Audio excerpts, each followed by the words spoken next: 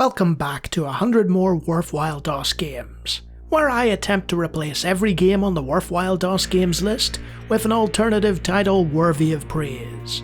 This time the game to replace is Dune 2, which was the first RTS proper by Westwood Studios, and despite the 2 in its name, it's not a sequel, but the second Dune game, after Cryo's first marvellous effort.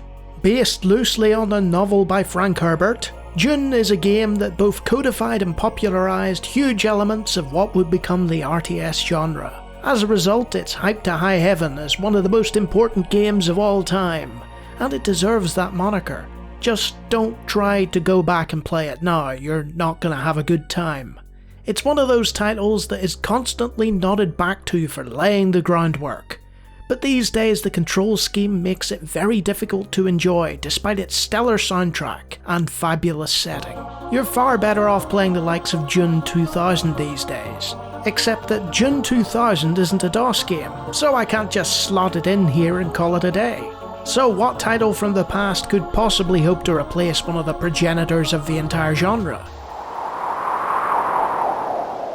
Recognise that logo? That's Blizzard Entertainment. And this is Warcraft, Orcs and Humans. Warcraft is an unabashed clone of Dune 2. Aside from the fantasy skin, some scrolling story text, and some changes to the way resource management and combat works, it's more or less the exact same game. Despite its name being synonymous with a certain MMO, Warcraft comes from humble beginnings. The company wasn't the behemoth in the games industry it is today, having recently switched their name from Silicon and Synapse, and with only a handful of platformers, racers and beat-em-ups under their belt. Their finances were far from stable, and this title was a gamble for them, as there hadn't really been any RTS games released in Dune 2's wake, much to the confusion of the developers. Taking the aesthetic of the Lost Vikings and blending it with the darker tone of Blackthorn, Blizzard's quality production values and previous experience porting fantasy games to other systems helped build a believable world in conflict to replace the licensed desert of Arrakis. The game also introduced multiple unit selection and indoor areas, including those frustrating levels where you have no resources and a limited selection of troops.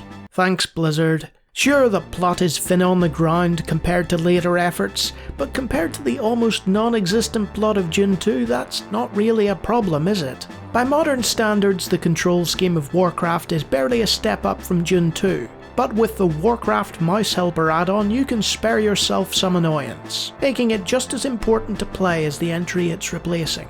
So while Dune 2 is lauded for creating the template for every game to come, don't forget to check out its very first competitor, and don't let its name or subsequent history put you off. Warcraft is a solid old school RTS game, and even though its name had a greater influence on the future gaming landscape than Dune 2, this title deserves a place in the Worthwhile DOS pantheon on its own merits.